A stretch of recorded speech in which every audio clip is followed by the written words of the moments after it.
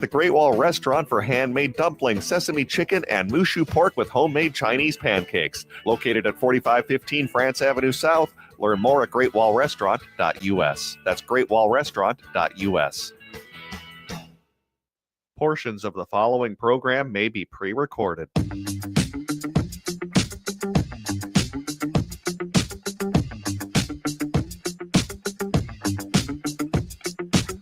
Broadcasting live on AM 950, the Progressive Voice of Minnesota, in the evenings on WCPT 820 Chicago's Progressive Talk, and of course in Seattle, 1150 AM KKNW. It is the Matt McNeil Show for your Thursday, and we have a jam-packed day for you today. Coming up here in just about a half an hour, Paul Metza, one of the great American folk singers and music writers in this country, is going to be kind enough to join us. He is actually going to be here to debut his brand new song. Hey, it sounds like it's topical. No Kings, No Crown. It's a brand new song that he's put out just in getting you all ready here for Saturday. We're going to talk with him. He'll be in studio with us. Coming up in the next hour from the Children's Theater Company, Reed Sigmund's going to join us. Long John Silver in Treasure Island. And of course, I think he's going to have a role in their fall or their winter production, the Christmas production there, which is The Grinch. And we'll talk to him about that as well. Patrick is here today. Hello, Patrick. Thanks for having me in with you. How are you today? Well, I got news for you. No, I can't do this without you. I mean, it's just, you expect me to go into that producer pit and understand anything in there? I'll be doing this show with Dixie cups and string. Good to have you here. Okay, so first of all, can I just say, at the grocery store this morning, they had Christmas stuff. The Christmas Oreos were in. Stop it. Stop it. It's October 16th. What are you doing? What are you doing? It's not like, okay, you steamrolled Thanksgiving. Halloween is its own vibe. You expect me to be in the Christmas spirit when I got leaves on the trees yet? Come on, man. What are you doing? Just stop it. Oh, I have been trying to enjoy a little bit of Halloween. I saw the Something Wicked This Way Come. Did you ever see that one from was it 1983? I did not see that, no. That is actually not a bad film. It's a little kind of yada, yada, yada at the end of it, but that is it was a Jonathan Pryce. Okay. He's good in that, man. That is a good little, and that was made when Disney really wasn't trying to do anything that was really scary. That movie has some freaking really scary parts to it. I'll just the one kid's bedroom scene. Nope. What is your favorite Halloween horror film, scary film? Oh, that's a good question. I'd have to think about it and get back to you. All right. We do only have a 2-hour show. I will go with 2 because I thought about this. This is my question. I thought about this. Jaws, because I think the best horror is always based in a little bit in reality. And that's very real. Sharks do exist on the Atlantic seaboard. So, scary. And the way they filmed it, fantastic. The Thing. John Carpenter's The Thing. I mean, that is still the gold standard. And the still today, and that was 82 that came out? Still today, the online debates on whether or not who was the Thing at the end is amazing. I've got my theory. I'm not sharing it. Go if you haven't seen that one in a while. That is as good as it gets. It's one Kurt Russell. Yes. Mm-hmm. Like, I'm not the biggest horror guy. I did like The Shining when I saw that. That is, once again, okay. Granted, you get the ghosty stuff in there, but the what made Kubrick's version of that so great is just, I think, being stuck out in the middle of the mountains in the winter. Yeah, it would kind of drive you nuts a little bit. And I think that there's, before he got into the axe on the bathroom door thing, there was a little bit of relatability through Nicholson's character there about the being pent up in the hotel forever, So, by the way, and can I also say this about Stephen King, because of course, with The Shining is one of his books. Dr. Sleep, the sequel he did to that one, is also a really good read. A really that one's got some creepiness to it. 952-946-6205, 952-946-6205. So I want to take some time because I'm going to preface this, and you might see me saying, okay, how has this all come around? And just humor me for a few minutes here, if I can. one of the really major problems that we have in this country is something that the Republicans realized back in the late 80s, early 90s, which is you don't have to appeal to the masses. You can have tremendous success appealing to the fringe. And with that notion, they have had an amazing amount of success. Amazing amount of success. Rush Limbaugh, when he was, alive, he had the number one radio show in the country. He had about 15 million viewers. Now you're saying, wow, isn't that amazing? He had 15 million. It's like 5% of the population. 95% of the population. 95% of the population did not listen to Rush Limbaugh, and that was at his peak height of popularity. 95% of the population did not listen to him at his peak height. But because television and radio changed a lot, especially when cable television came in. Because back in the 70s, you had 4 channels, 5 channels, maybe, depending on where you were at, and television channels. And so like the number one show, like Charlie's Angels or something like that, Happy Days, was probably getting 40 to 50 million viewers. But when cable came in and things really started to change, Republicans kind of realized, well, we could basically just get, at that point, a paltry 5 to 10 million and probably be dominant. I'll give you an idea. Today, Fox News has like 2 million viewers a night. They are by far the number one news network. 2 million. That's not even 1% of the population. But how is it spun? The number one news network. Well, yeah, because there really isn't that many people looking at news that way.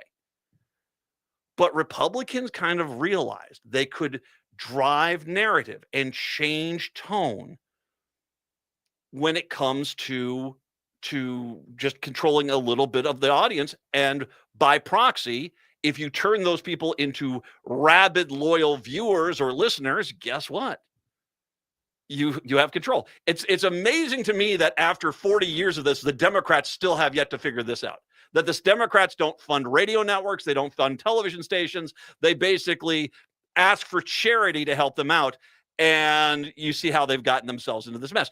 And because of this, there's, like I said, this whole thing, this popularity by minority process that the Republicans have gone through, they have been able to take control of the government because people perceive this as a much more popular idealism than it really is.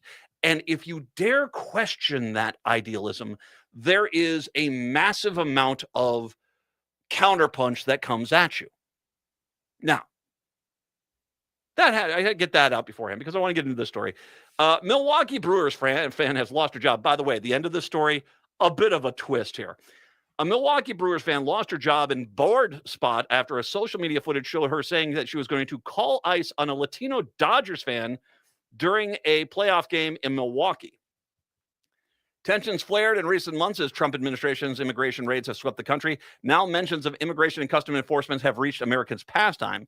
A video of the encounter captured Shannon Kobolzik, I'll just call her Shannon, sporting yellow and navy Brewers gear at the playoffs game in Milwaukee Tuesday night, yelling at Los Angeles Dodgers fan Ricardo Fasado, who filmed the incident. The Independent reached out to a number linked to Shannon for comment. Why is everyone quiet? Fasado said in the video, panning the crowd of silent Brewers fan. The group was loud cheering earlier when the Brewers were ahead, but later quieted down because the Dodgers started winning, said Fasado. Shannon then looked at Fasado and yelled, "Real men drink beer." Then she called him the P word. Okay. So she's pure NHL minor league, stands attitude right now. She then tapped the man in front of her and said, "You know what? Let's call ICE." Wow. Fasado replied, "Call ICE, call ICE. I'm a U.S. citizen, war veteran, baby girl. War veteran, 2 wars. ICE is not going to do nothing to me. Good luck." He is a U.S. citizen of Mexican heritage who served in the U.S. Navy proudly from 2001 to 2005, he told the Milwaukee Journal-Sentinel. Shannon later reported him to stadium security and he was escorted out of the building, he told the outlet, because she confronted him. The incident has cost Shannon her job now and a board spot. Now, as I described, this woman basically, this guy is out there enjoying the fact that the Dodgers are winning. And hey, I'm not going to excuse the fact that he was being a little douchey in the stands. That's kind of the way it is. But he wasn't, I mean, it doesn't sound like he was doing anything personal. He's like, where are you at, Brewers fans? Where were you at? You were all talking trash earlier. Where are you at now? She comes in like a longshoreman's daughter and starts going after him. Let's take a look at the first profession that Shannon worked for. She worked as a lawyer for the Manpower Group, a staffing company, according to the State Bar of Wisconsin, and her LinkedIn page, which has now been removed. As soon as we became aware of the video, the individual was placed on immediate leave, and we began an investigation as a result of this process. The employee is no longer with the organization. We remain committed to maintaining the culture grounded in respect, integrity, and accountability, said Manpower Group in an Instagram video of the incident. She also served on the board of directors for, wait for it, ready? Shannon also served on the board of directors for Make-A-Wish. Yeah, that same woman. Make-A-Wish Wisconsin records from Web Archive show Make-A-Wish Wisconsin told the Independent that she resigned from its board effective immediately on Wednesday. Now, seriously, your threat. I want to make sure you understand something. Saying "Go Brewers" is different saying "round him up and throw him into jail." And that's what you were kind of saying there, Shannon, with "let's call ICE," because he's not lily white like most of us in Wisconsin. Hick. And I don't want to hear this crap about liquor was a role. I mean, liquor always is the problem because liquor basically prevents you from being the reserve self that you pretend to be in public. And we get to see inside, behind the curtain there, when you all of a sudden start knocking past the brewskis. And that's just, this is who she is. Some people are going to sit there and say, come on. So she made this comment. Does she really deserve to lose her jobs? You're dumb enough to do it in our modern society where there are cameras everywhere and get caught and can become a social media pariah. Like that one woman, that influencer who tried to strong arm that bakery out in Phoenix. God, that was funny. That blew up in her face. But, you are dumb enough to try to do this. Well, guess what? When people bring the receipts, you can't sit there and act like I was big stupid. No, in this day and age, no. And for the right-wingers who basically are out there trying their hardest to say, okay, this is excessive, you're the same people that, Charlie Kirk tragically died. He didn't deserve to go like that. No one does. Absolutely. Gun violence is horrible. We can all agree on that. But you guys have had the mentality that if someone said, I was not the biggest fan of Charlie Kirk, that guy needs to be thrown into jail and then executed and then deported. That's you guys lately. That is you. So you can't have this bipolar thing. And reality is, the reason I'm bringing all this up, and I'll come back to this and talk more in a second, is we have to understand the playing field we're playing on and play the same game. It is the Matt McNeil Show.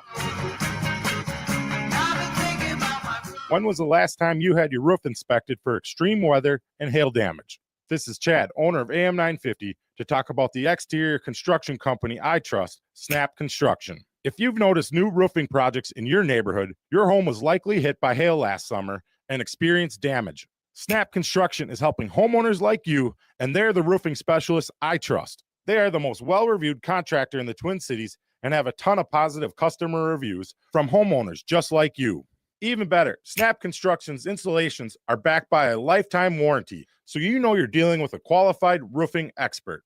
You want to work with a company that will be here for a long time after the work is done. Snap Construction has handled thousands of claims and will help you through the process. Do yourself a favor and get a free roofing inspection so you have the facts and peace of mind you deserve. Call Snap Construction today at 612-333-SNAP. That's 612-333-SNAP. Or visit snapconstruction.com. This season, bring the whole family to see Irving Berlin's White Christmas. This smash hit musical based on the classic film returns by popular demand to delight you at Chanhassen dinner theaters. With loads of laughter and a stunning showcase of Irving Berlin songs, White Christmas is a celebration of the romance, friendship, and magic of the holidays. Make your plans today to see White Christmas. Visit chanhassendt.com.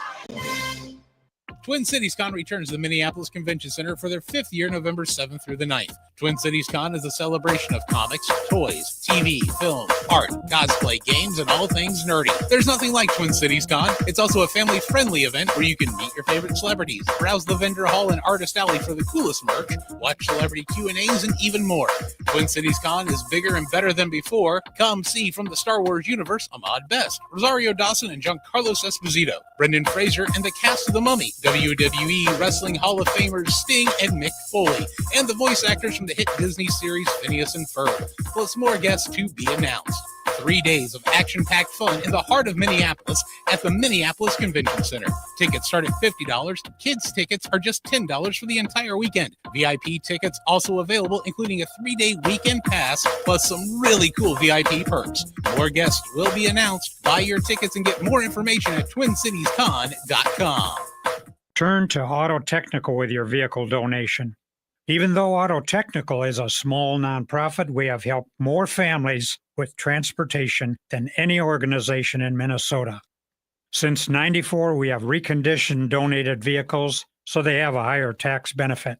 Call Richard at 612-919-5526, 612-919-5526, or autotech.org. Let's make tonight the weekend. I don't wanna wait. I don't wanna wait. I don't wanna wait. Got no reason. It is the Matt McNeil Show. So basically, Republicans realized back in the early 90s that basically you didn't have to win over the majority of people. You could basically present yourself as the number one opinion voice by basically appealing and getting most of the fringe to follow your message. And they did. And they have very successful at it. Very successful. And meanwhile, the Democrats can't figure out that, hey, maybe we should talk to the to media people on a more regular basis. I know. I mean, it's infuriating. It really is. That's why I'm encouraged by like Kat Abigazala, who's out in Chicago, running for that House seat out there. There are people out there who are understanding. No, you guys are getting lapped here because you guys just don't understand the game we're playing. Here is this woman at this Wisconsin game, clearly a Republican conservative mindset. Let's call ICE to go get the minority, or if not, really just wildly inappropriate because you've been drinking too much, and probably that's a thing. But seriously, there are people that are defending her, saying, "What did she say that was so bad?" Oh, I don't know. We're going to have you arrested because you're a Dodgers fan. That's pretty offensive. But yet, when someone criticized Charlie Kirk, these same people are like, lock them up forever. After Charlie Kirk, we had this whole argument of Republicans screaming rhetoric. The left's rhetoric is so bad. The left's rhetoric is so bad. And the truth is that the worst rhetoric comes from the right. It hands down does. But because they want to basically use everything to make everyone perceive that their fringe ideology is actually mainstream, they go out there with effectiveness and they go hammer this home. I mean, Leavitt today, the press secretary, the Democratic Party's main constituency is made up of Hamas terrorists, illegal aliens, and violent criminals. Quote, that's a quote. How is that not violent rhetoric?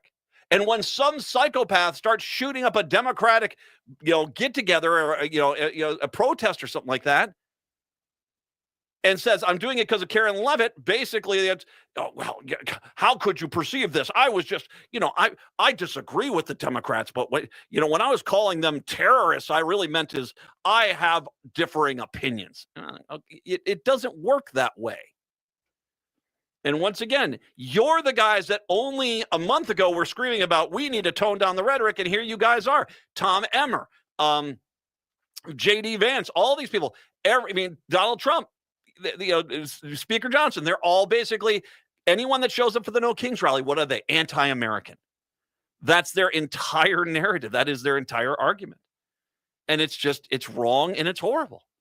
But it even goes even further because last night I was watching from, was it News Nation had a roundtable, and Stephen A. Smith, and one of the guys on the roundtable, they're talking about the violence coming from the left. And that guy absolutely nailed the hypocrisy of that argument, and it got me thinking, and this is what really brought this entire beginning part of my show into place. the guy was talking about, it's like, isn't really a lot of the problems coming from the left? And the guy says, sure, there's a few that are coming from the left, but the vast majority have been coming from the right, and they always have come from the right. And then he stepped back and he said, my generation, and I related to this because this guy was 23. My son just is turning 24 here on Saturday. So they're both in that same thing where COVID hit and lockdown hit, and it was at this very pivotal junction. And he said, well, I came out of it and I got out and we were more social. But there were a lot of people that were in that thing that never came out of it. And slowly and surely, those people went further and further down into the rabbit hole of online dark web and conspiracy theories and stuff like that. And that's not necessarily a left or a right thing. It's just something that's happened. But, and so, yeah, I think what we're seeing, and his point was, I think what we're seeing is a lot of the violence today are these despondent, detached individuals that came out of the COVID era who basically have never come back out of the bubble. And I thought that was actually a fairly amazingly well statement, because I think that he's onto something there. But then he went on to say that the vast majority of this stuff that is happening, this violence, is coming from the right. And it is. It absolutely is. 100%. That is a factual statement. And it brings up the point. I want to bring up this because, all right, we had the guy that shot up the Mormon church, the Latter-day Saints church in Michigan. Clearly a Trump guy. Have you heard anything about it? No. We mentioned the guy that assassinated Charlie Kirk. I don't know what his background is, but with the evidence that they put out initially, if it pointed in any direction, it did point to this guy being a groyper of the far, far right side. Now, I'm not saying he was, but from the evidence that was put forward, it was there. And what happened? All of a sudden, the police department's not talking anything. They've told all the witnesses to keep their mouth shut. They're not saying anything.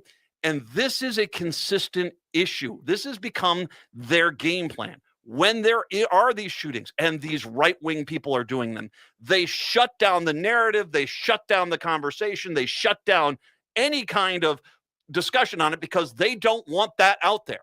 And the police departments are obliging them. They don't leak information. They basically kind of try to strong-arm witnesses. They basically try to keep this stuff under wraps.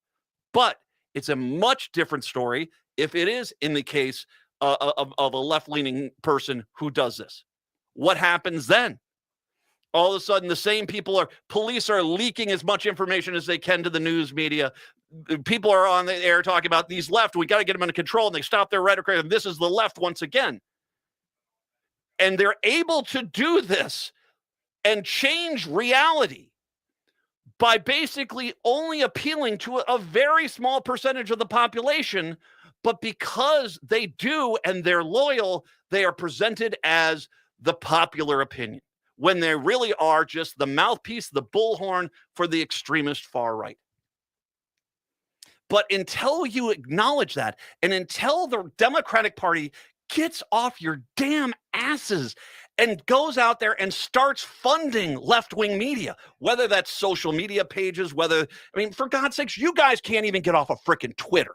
You guys, the guy did a Hitler salute, and you clowns can't even get off of frickin' Twitter and go to Blue Sky. That is everything right there. Well, I'd rather stay here and get kicked around. A lot of us left Twitter, and what happened? They basically need us to interact with them. So all of a sudden they started infiltrating Facebook and Threads. They try to infiltrate Blue Sky, but that ends up horribly, usually for them pretty bad. But that's it. They're coming to find us because they need us far more than we need them. But you can have Air America, or you can have Current TV out there, and the Democratic Party acts like, well, we can't help you guys out. Well, the Republicans are funding a 7th and 8th complete national network of news and radio stations and television stations.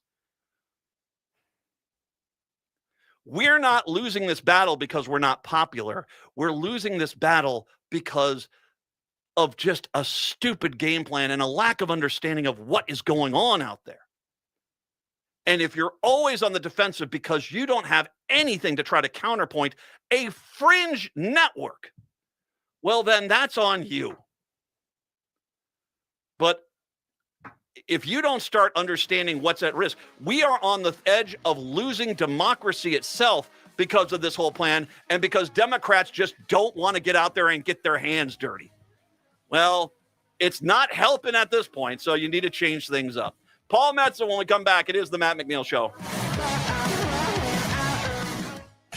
The Tom Hartman Show. Now, that's Smart Radio, AM 950, KTNF, St. Louis Park, Minneapolis, St. Paul, the progressive voice of Minnesota. There really is no place like home. Hi, I'm Mary T. of Mary T. Home Health. When you're faced with an illness or an injury, being able to stay at home and receive care is important. Our home health offers a wide range of services, including skilled nursing, physical, occupational, and speech therapies, aides, homemakers, in-home respite care, and 24/7 live-in care. We'll work closely with your primary care provider to come up with an individualized plan for you. Learn more today at marytinc.com.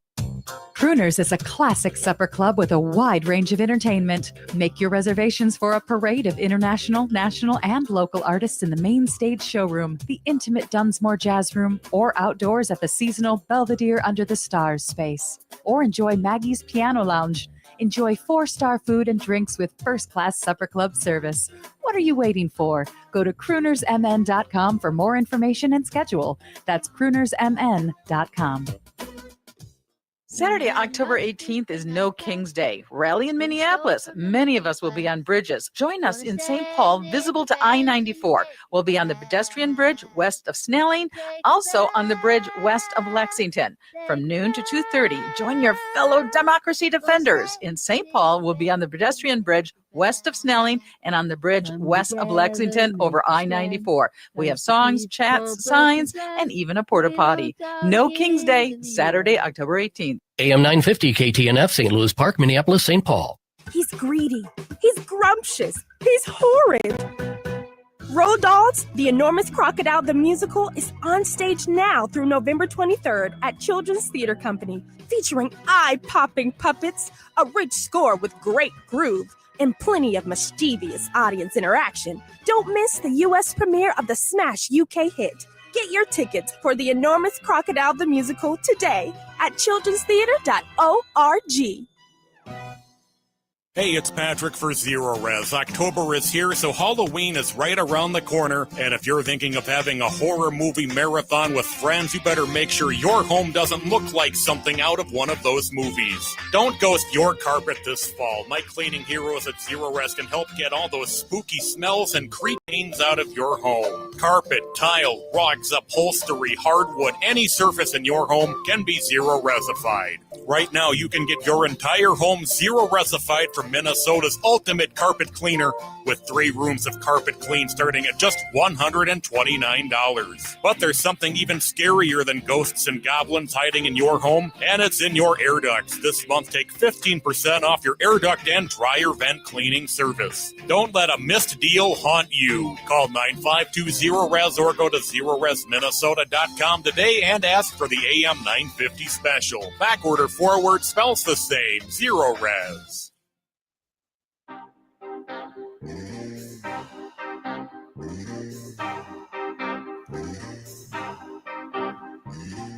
Broadcasting in the evenings on WCPT 820 Chicago's Progressive Talk. In the nighttime hours in Seattle, 1150 AM KKNW. And, of course, in Minneapolis, St. Paul on AM 950, the Progressive Voice of Minnesota, the Matt McNeil Show, right here on your Thursday. Now, reminder, No Kings is coming up here this weekend. Find your favorite protest site, because the Republicans really hate that we're going to do this. So that's the case. But we all get paid.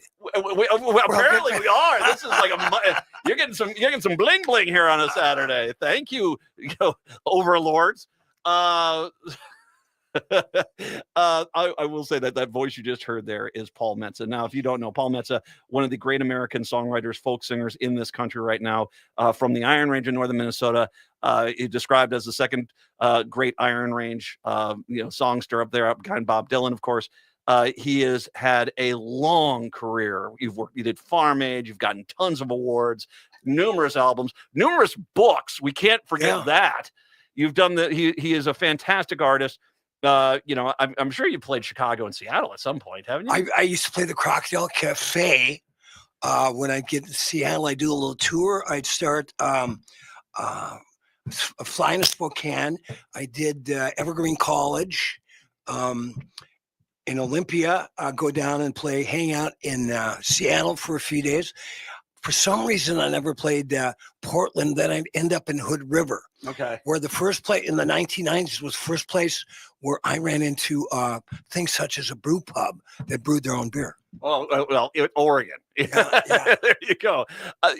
You're here because you've come a new song, and we're going to get into this here. We're going to hear the song here in just about 5 minutes or so, the whole song. You're not giving up. We should mention on the 2nd of November, you're having a big birthday party here, right? It's a big one. Yeah, it's going to be seventh decade, brother. It's going to be here in Minneapolis. We've been advertising here on AM 950. You're going to be bringing down. It's an album release party for you, and you're going to have a great lineup of artists that are going to be on the stage with you. I'm looking forward to that on the 2nd. But you of course, I mean, protest music. You have been in folk music. Obviously, you're doing farming. That whole thing was protest about how the farmers being there. You've been part of protest music, and here we are in one of the worst times this country has ever seen. Absolutely. And we are with a truly tyrannical government that is trying to squash us. And one of the things they always say is that the arts come and respond. And here, as they say this, here you are, still going, and you put out a brand new protest song. Talk a little bit about the motivation where all of a sudden you're just like, you know what? I'm not done yet. Yeah, well, the new album that's coming out called Songs of Resistance and Resolve, which should be out in a couple of weeks, is a compilation of songs I've written with kind of politically charged songs from 1984 through this song that we just mixed a week ago at Kevin Bowe's studio that features the great Alan Sparhawk. From the band Low. From the band Low, who's got to be a great buddy of mine since I moved up to Duluth. Anyway, he had mentioned something on his Twitter feed this summer. He was dissing some Republican politicians and said they're just fool after fool. And so I heard that and I said, fool after fool after fool. That was my end to the song. They're just fool after fool after fool, which is the chorus of the song.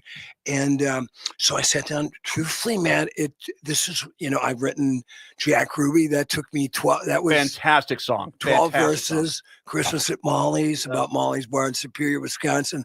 That was 12 verses. Those were all overnight from 9 p.m. to 9 a.m. Projects. This one, every time I opened the paper, I said, my God, there's another verse, and then I had to do it so it sings well, and it's got a certain poetic tilt to it, and covers what is now a very dark time in democracy. I'm referring the song "No Kings, No Crown" to my lullaby to liberty. Well, hopefully, I'm kind of rooting against that whole scenario, but I mean, at the same time, though, we have to start treating. I mean, that was my entire first half of the show. We don't start treating this freaking serious right now. This is gone, and we have to understand that this is a minority, literally trying to rule over the majority, and it is terrifying that this has happened. You when you talk about protest songs.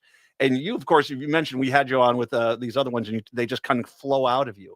Is it that the same? Is it the same process regardless of what the topic is? Is that it just it just hits you and you know what you need to do? Oh yeah, well I'm an Iron Range Prairie populist, and I grew up in a primarily Democratic part of the state. And of course, I grew up 22 miles down the road from Bob Dylan.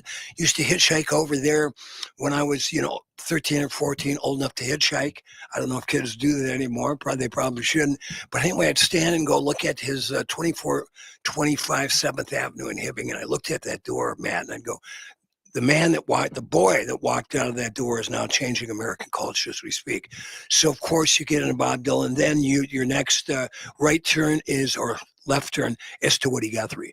So, and I grew up in the time, you had the great civil rights movement, Martin Luther King, go way back when I was just 6 or 7 with JFK. But then all the great, political figures and musical figures throughout the years have inspired me. But I've always been, I'm always been there for the underdog ever since I was a kid. And now we're the underdogs. And it's time that this movement, like all great social movements, needs music. And I think this song hopefully will inspire people to get more involved, whether they have an artistic avenue that they're involved in. Write a letter to the editor, go make a protest sign, do whatever you can. But this is something you can sing along with and know that many others are with you in solidarity with this song. This machine fights fascists. That's what it is. Let's play it right now. It is the radio debut in the United States of America. Paul Metz's No Kings, No Crown right here. With Alan Sparhawk. With Alan Sparhawk right here for your listening pleasure. Play it, Patrick.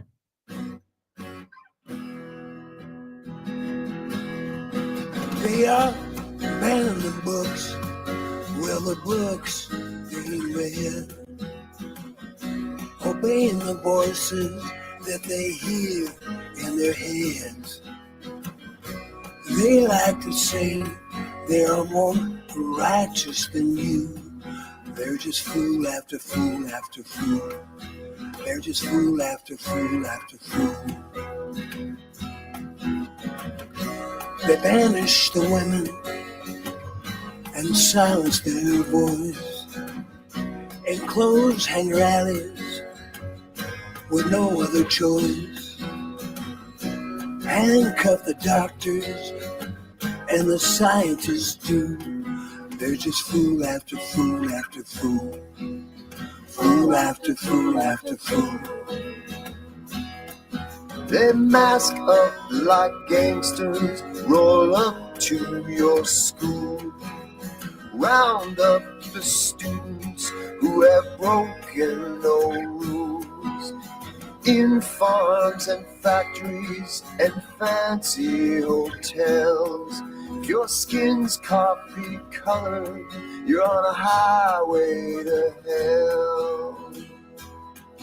No kings, no crown, not ever, not now. No kings, no crown, not ever, not now.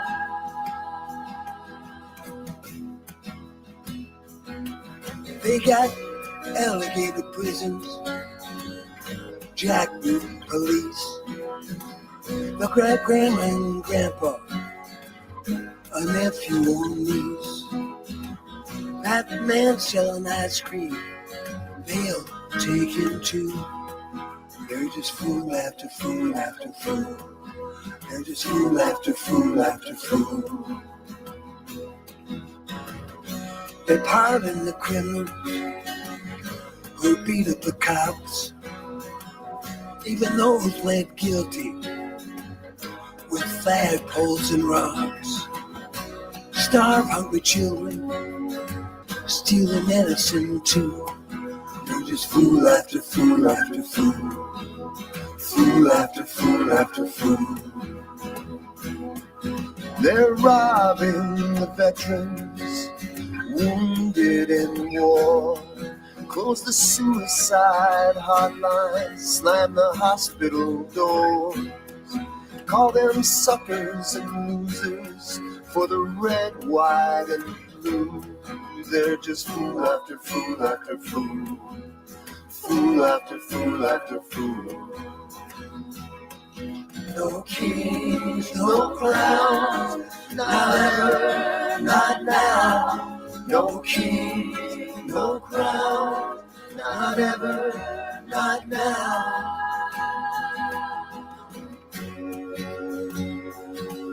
Their God that breathes fire sets them up for the fall.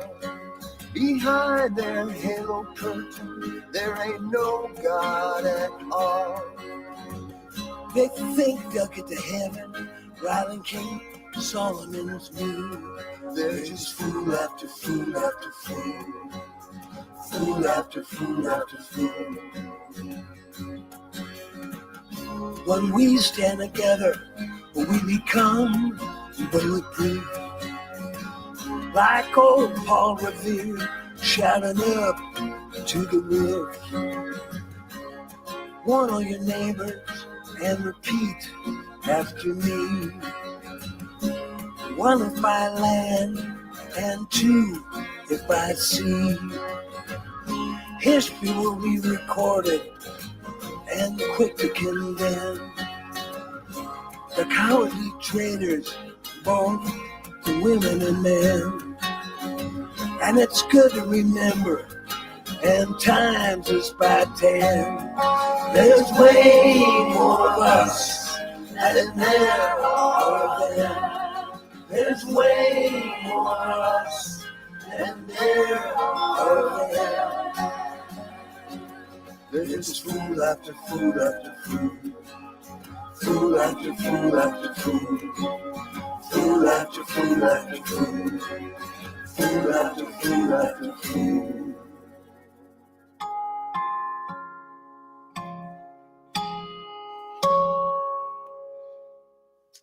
Paul Metza there. No Kings, No Crown, on an album that you're releasing that's going to be dedicated to Paul Wellstone. I want to make sure I mention that as well. And now that we have debuted it here nationally on this show, it is available on Bandcamp, on your website. What's your website? PaulMetza.com. And Mets is spelled like the New York Mets, METSA, PaulMetza.com. Yeah, it's on Bandcamp, and we got a video on my website. Stream it all for free. If you want to support, I've got an Indiegogo campaign for the new record. If you'd like to support that, I'd appreciate it, but you can also watch and stream for free. Well, and by the way, if you're on Spotify and these Paul Metza, put it into your rotation, and you'll get stuff in there. And not only that, but then you'll also the algorithms, they'll pull in other great artists that you're going to hear like that. So it's one easy way to do it. But go to Bandcamp, get the single. And this is, once again, we got No Kings on Saturday. This is and that's what's ironic, Matt, is I started writing the song this summer. There was no King's Day wasn't on the books yet. Yeah. So we got, Al Sparhawk is a very busy guy. He was just in Europe. And he was in Canada last week. So we had to grab a day to record with him just a couple weeks ago. And but I knew I wanted to get it out as soon as I could. And then coincidentally, about 6 weeks ago, we found out they're going to have the No King's Day. We thought, well, it looks like we're going to get the record out just a few days before that.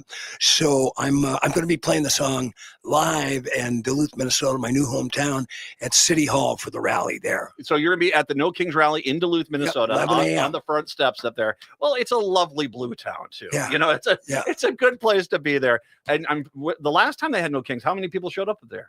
Oh, they've been the last time they had a rally. There are people all over town at different spots, but downtown was packed. You could see, because I've got a radio show up there, and I was leaving right downtown.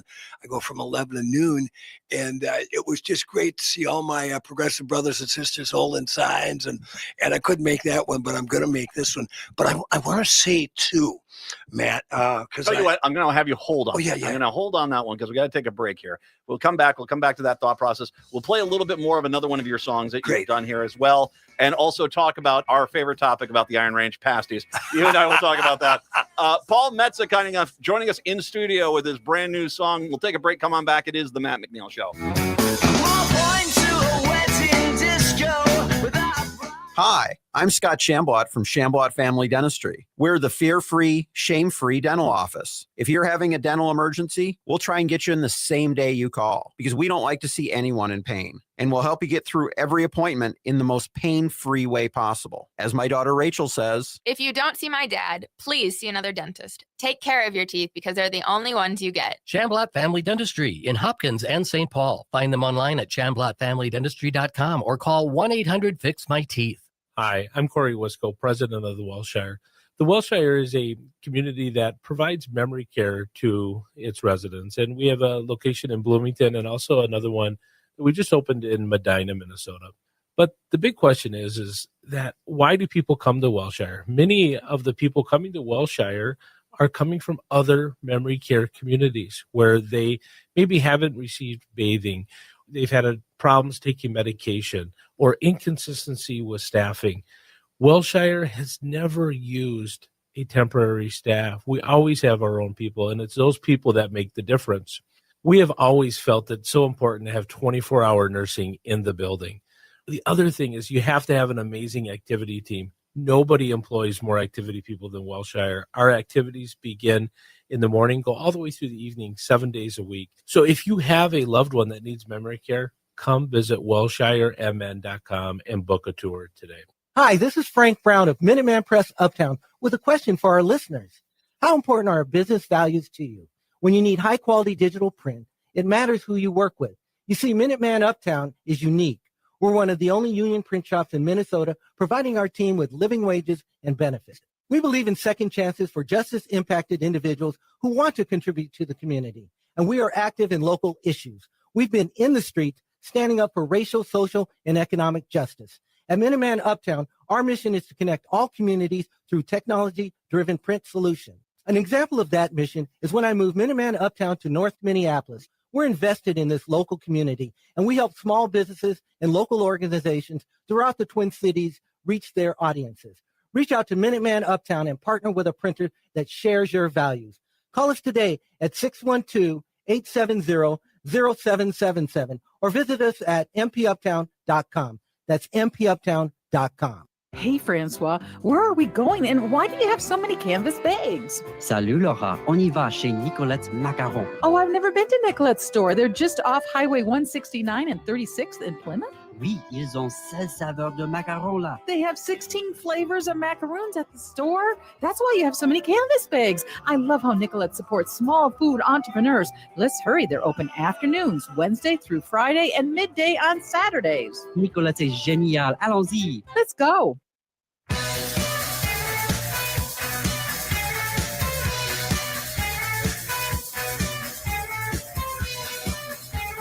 It is the Matt McNeil Show. Paul Metza is kind enough to join us in studio, folk singer extraordinaire. We just debuted his brand new song, No Kings, No Crown, once again available on Bandcamp right now. We were the radio debut of it nationwide here.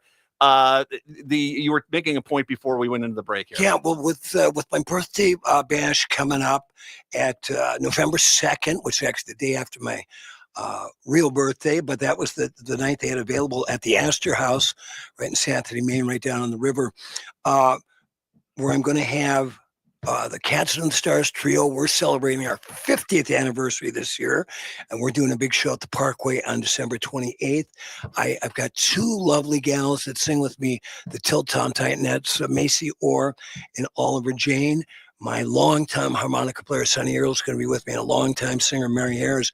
But what is most exciting for me, Matt, is we're doing it as a benefit for AM 950. Yes. Of course, I've had my Wall of Power radio on for 14 years, but I want to tell anybody that's listening out there, and I'm sure you already know this, but I want to really push this point, that these days, with the pressure that the administration is putting on all forms of media, right? I'm talking CBS, NBC, all the different radio and outlets, newspapers and magazines, that is more important than ever to support a station like AM 950, which is pure as the driven snow. So I'm anxious to be doing this for you and for any of your listeners, whether in Seattle and Chicago. And yeah, I played the Harlem Avenue Lounge in Berwyn years ago. I forgot to mention that. Well, and if I can mention, and we're so grateful that you're doing this. And this is November 2nd, Astor House. That's the 70th birthday party, plus the album release that he's doing there. But once again, if you're listening to me in Chicago, WCPT, it's, my bestie, Patty Vasquez is down there. That is a phenomenal radio station. And we need it. And they are fighting the good fight. KKNW in Seattle, you're out there. You need these voices, and if we have to, supporting them is the best way you can do that. I do want to play a little bit of this other song you brought really quickly. What is this? After the Charlottesville March in 2017, I had a song that came out. Started working on that night. I had the great pleasure of doing it with Wee Willie Walker, who's not with us anymore. We played together every Thursday night for 10 years in special shows and concerts. And it was my bucket list to get Gary Hines and some of the singers from Sounds of Blackness on. So this was my song written in response to the Charlottesville March called I Ain't Gonna Whistle Dixie Anymore. It is right here. Paul Metza singing with us on AM 950, WCPT, and KKNW.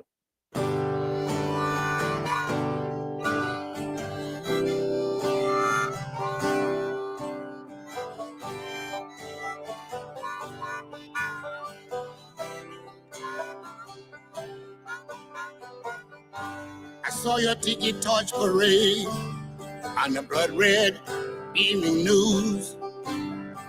I remember Timothy McVeigh, and the Jesus was a Jew. Benedict Arnold waits for you in the hottest place in hell. The screaming soul will drown you out. You seek-eyed rebel yell.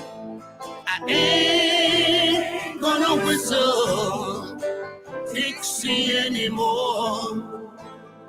I ain't gonna whistle Dixie anymore. Hear that song in the land of cotton, deep in the Delta mud to be long forgotten.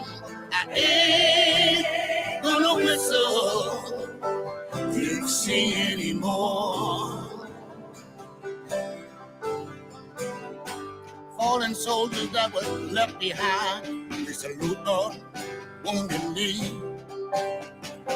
Sacrifice of the highest kind, from Gettysburg to Normandy.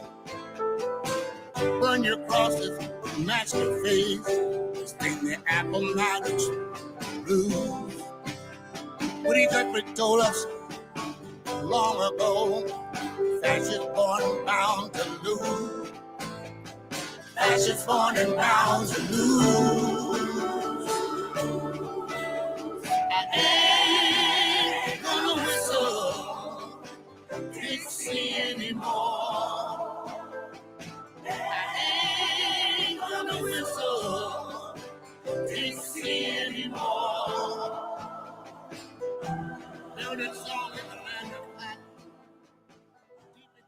Paul Metza here joining us in studio. I ain't going to whistle Dixie no more. Your once again, your website, paulmetza.com. Yep. And of course, Bandcamp is where you can find Paul Metza's stuff there. You and I have about 2 minutes left here. There's a thing. You and I are both, my family's from the Iron Range. You're an Iron Ranger through and through. And by the way, Iron Range, a prairie populist. I got to get a T-shirt with that on there. You are one too. I wrote it down. I'm going to get a T-shirt. You know, Judge Miles Lord, that's how he described himself. Did he? So Okay. I borrowed it. You and I, there's a culinary delight that's you find in the UP of Michigan, northern Wisconsin, and northern Minnesota. It's called the pasty. It was Iron Range. The people that used to work in the mines used to eat these things. It's basically a calzone without the tomato sauce, but it's made in a very specific way. And you have rutabaga in there, and you have rutabaga in there. So I went to Paul's in Eveleth, and yeah, for everyone out there, you're saying what? Yeah, we're doing this. Yeah. Paul's Market in Eveleth has the best pasties. They have absolutely the best ones. Yeah. I tried the sauerkraut and sausage one. Oh, I don't know. Oh, it was phenomenal. Really? It wasn't as good as the regulars. I'll be honest with you. Definitely needed more mustard than ketchup on something like that. Right. But oh my, that was like I was a little boy running through a field, man.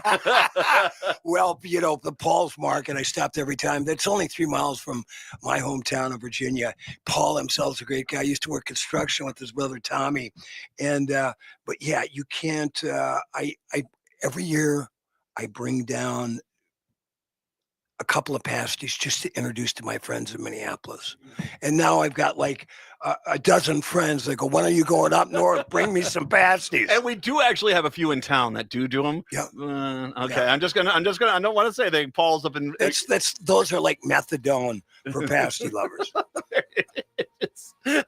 That is, we'll put that on the advertising campaign for them. Paul Metza, once again, we've got the song out. Bandcamp, go to his website. We go to your No Kings rally coming up here on Saturday. You can see him in Duluth. And Paul, thank you very much. I appreciate it. Thank you very much. You keep the fight going and the fire's burning. Chicago, Seattle, talk to you tomorrow. Minneapolis, St. Paul, hour 2 up next. In 1979, Paul Metza moved from the Iron Range to Minneapolis to begin his musical life. After a decorated career, multiple albums and books, over 5,000 live shows, including appearing at Farm Aid, 8 Minnesota Music Awards, and over 11 years hosting the Wall of Power Radio Hour on AM 950, the man described as Minnesota's other great Iron Range songwriter is celebrating his 70th birthday, and you're invited. It's Songs of Resistance and Resolve, Paul Metza's 70th birthday and CD release party, Sunday, November 2nd at the Astor House in St. Anthony, Maine at 7 p.m. Paul has helped with hundreds of benefits over the years for progressive causes and people in need, and this show is a benefit for AM 950. He'll be joined by his Cats Under the Stars trio, Sonny Earl, Mary Harris, and his new Duluth-based backup singers, the Tilt Town Titanettes. Tickets start at $25, and there's a front row meet and greet option. Come early to enjoy the delicious Astor House menu, and make sure you pick up Paul's new 12-song CD. Sunday, November 2nd, it's Songs of Resistance and Resolve. Paul Metz's 70th birthday and CD release party at Astor House in St. Anthony, Maine. Tickets are available at AstorHouseMPLS.com. Come on, you know it's true. Work is almost bearable when the Stephanie Miller Show is on. AM 950 KTNF, St. Louis Park, Minneapolis, St. Paul, the progressive voice of Minnesota. AP News, I'm Ben Thomas. President Trump says he'll meet again with Russian President Vladimir Putin in a bid to end the Russia-Ukraine war. Sagar Magani has details. The president says after a long phone call, he and Putin agreed to sit down in Hungary, though they have not set a date. Their chat came a day before the president's due to host Ukraine's Volodymyr Zelensky here at the White House. Zelensky's pushing the president to sell his nation long-range Tomahawk missiles, which Putin says would cross a red line. The president said this week he'd bring up the missiles with Putin as a way of pressuring him to end the war. Do they want to have Tomahawks going in their direction? I don't think so. Sagar Magani at the White House. Russia's latest barrage again targeted Ukraine's energy facilities. 8 regions experienced blackouts, including the capital, Kyiv. Zelensky accuses Russia of using cluster munitions in targeting emergency crews. President Trump's warning Hamas, we will have no choice but to go in and kill them if internal bloodshed persists in Gaza. Earlier this week, Trump said Hamas had taken out a couple of gangs that were very bad, and that didn't bother him much. A federal judge has ordered immigration officers in the Chicago area to wear body cameras. This after the use of tear gas against protesters and reports of a high-speed chase through a residential area. Illinois Governor J.B. Pritzker questions the president's motives. Trump is looking to cause mayhem and lay the foundation for actions far more craven. Today, he is trying to make us comfortable with masked agents or troops on our streets. Tomorrow, he's looking to leverage his power, take advantage of our elections, and scare people away from voting. That sound courtesy WLS ABC 7 Chicago.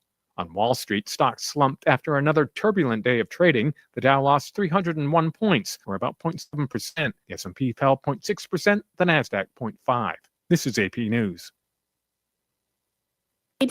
Is reviewing life insurance on your to-do list? Now's the perfect time to add it. A friend recently told me that securing life insurance sooner rather than later can help you lock in lower rates for years to come. So I bumped this up on my list and got it done. I called SelectQuote and couldn't believe how easy and affordable life insurance is. I'm 40 and got a $500,000 policy for $16 a month. My husband's also 40 and his $500,000 policy was only $18 a month. Plus, with SelectQuote's same-day coverage, there was no medical exam required, and we were covered by the time we hung up. Knowing I have this checked off my list feels amazing, but the peace of mind knowing my family is protected feels even better. Call SelectQuote at 1-800-694-1010. That's 1-800-694-1010. Or go to SelectQuote.com to get your free quote today. 1-800-694-1010. Details on example rate at Select.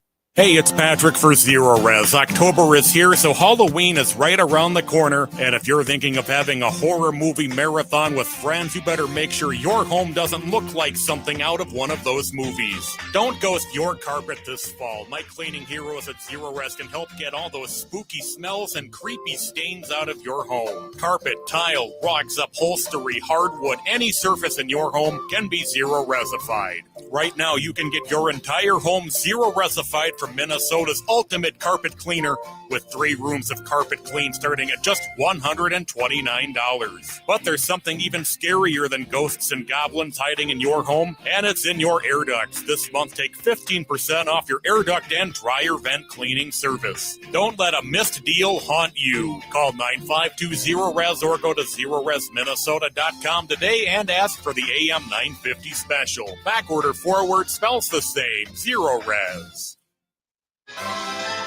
This season, bring the whole family to see Irving Berlin's White Christmas.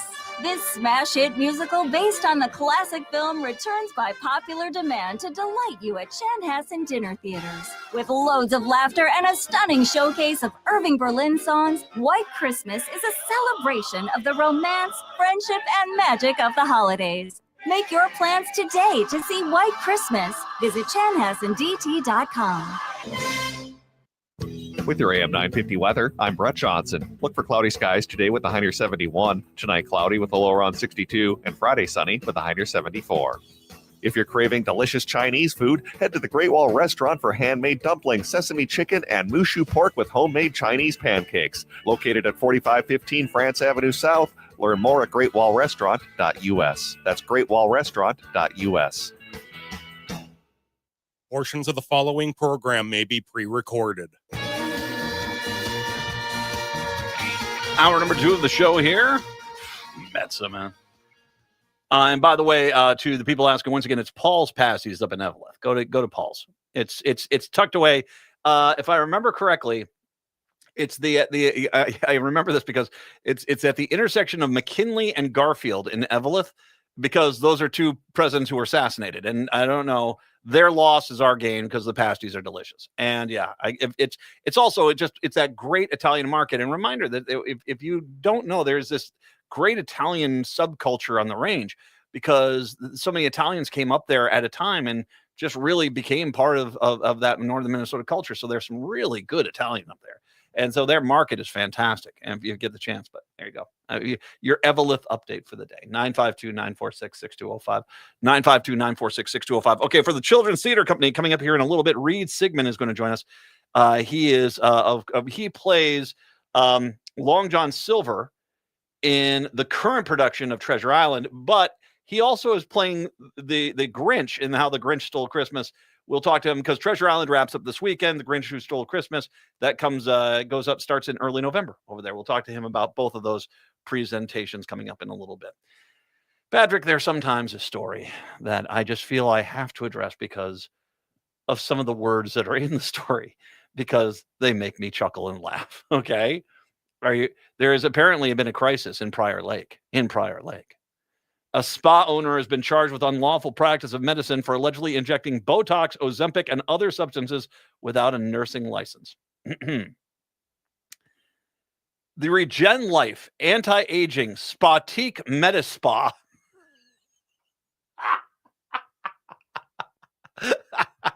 You know what? I think that needs another buzzword.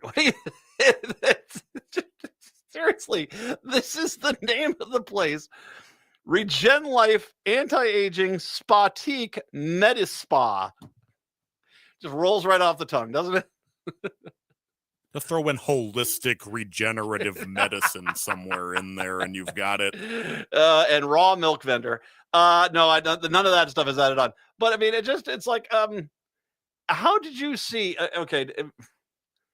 Did you walk into the Regen Life Anti-Aging Spatique Medispa and not say, hey, by the way, can I see your medical licenses? Really? Okay. The Regen Life Anti-Aging Spatique Medispa owner, Nancy Jane Anderberg, 59, has been charged following a year-long investigation which Prior Lake police began in May of 2024. Court documentation say it began when detectives were tipped off that Anderberg had been using black market Botox. Okay. You know that Botox is derived from bubonic plague, right? It is. I don't think you want to get the black market version of it. I'm just going to say it. Anyway, she was using the black market version of Botox and performing injections without the proper legal authority. Through their investigation, some registered nurses told that police Anderberg had approached them to work at her spa at separate times. One witness said she did not accept Anderberg's job offer after learning that Anderberg had been performing injections, which the witness said they thought might be illegal. Yeah, generally, if you're injecting something into someone, you have to have a license to do that. That's. I know that you might say to yourself, really? Yeah, no, that's it. The other registered nurse said she worked with Anderberg for less than a year from 2022 to 2023. She said Anderberg would not allow her to perform injections, even though she had the license to do so. Anderberg reportedly performed every injection despite not having proper credentials. That's a bit of a problem. The Anderberg's ex-husband informed police that Anderberg would purchase her lasers from China and that Botox would arrive in their house in obscure packaging. He claimed Anderberg had texted him saying she purchased her product from the black market. Really? At the Regen Life Anti-Aging Spa-Tique Metaspa. Okay. A doctor listed on the Regen Life Anti-Aging Spa-Tique Metaspa the website as the business's medical director told police she had only met Anderberg during a conference in 2020. Wow. She also stated that she wasn't medically licensed to practice in Minnesota, had never consented to serve as the spa's medical director, and had not given Anderberg permission to use her photo, name, and biography on her website. My gosh, if you cannot trust the Regen Life Anti-Aging Spa-Tique Metaspa, then what can you trust in this world? All allegedly. All allegedly. Black market Botox. You know, I, as a guy that generally will not get like an off-brand version of a Chief Puff, you know, I'm a little bit skeptical at this point. Oh, God. 952-946-6205, 952-946-6205. I want to tie back to the first hour a little bit and that first half hour where I was talking about understanding the game and how, because the right figured out you don't have to appeal to the masses. You just have to appeal to the fringe, and you're going to have a tremendous amount of success. How this has led us down to this ungodly path that we are on right now. Because once again, you had 20 years ago, if anyone in the Republican Party would have been caught using the N-word or Hitler was great or when are we going to get the showers or the gas chamber, whatever those idiots wrote. And they weren't children. They're mid-20s to 30 years old. You keep trying to, they were poor innocent kids, like it's some snarky 11-year-old on Snapchat. No. One was a state senator in Vermont. Today, the vice president is out defending them. He's out defending them. How do you get to this point? You get to this point because the Republican Party embraced a far-right fringe, said, hey, we only need to get 5 to 10% of the population, and we'll be by far the most popular news outlet and media machine we could have. And they have done so very successfully because the fringe is what tunes into them.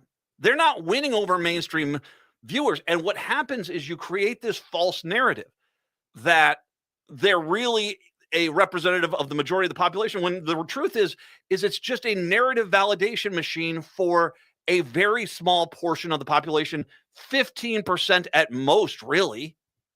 The vast majority of us, 85% of us, don't agree with it. But because this has worked so well, and frankly, because the Democrats can't find their caboose cheeks with both hands in their back pockets at times, they basically have been able to dictate this to a point where this fringe minority is about to become the overriding Gestapo-like militarized dictatorship that they've always dreamed of.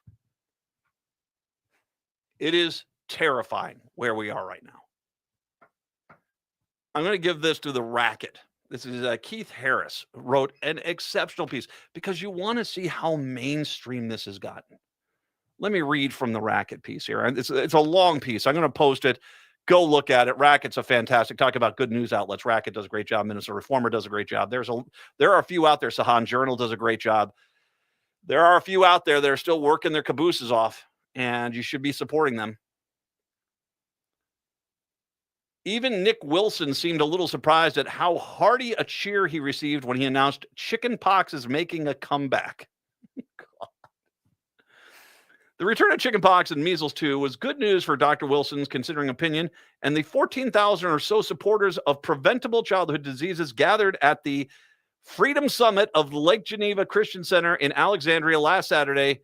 They could not agree more. Now in its 7th year, this day-long event subtitled Empowering Voices of Faith and Health Freedom gathered an evangelical crew now marching under the banner of Make America Healthy Again, and energized by broad, disturbing successes at the federal level. You could call them anti-vaxxers as shorthand, but vaccine resistance was just the tip of the needle here. All the modern medicine is a demented, sick cult, in the words of the propaganda film producer Del Bigtree. Over the course of the 10-hour program and 15 speakers, we were taught how to win, a direct quote, against our doctors and expose the health insights that the elites, another direct quote, were hiding from us. We are reminded again and again that God wants us to be healthy and happy, but hubristic man keeps getting in the way with his intrusive science.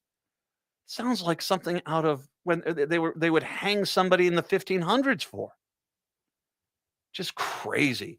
The day was a kaleidoscope of American superstition. There were shards of hippie naturalism, Christian Science perfectionism, airport bookstore positive thinking, West Coast New Age bull, creaky old Calvinism.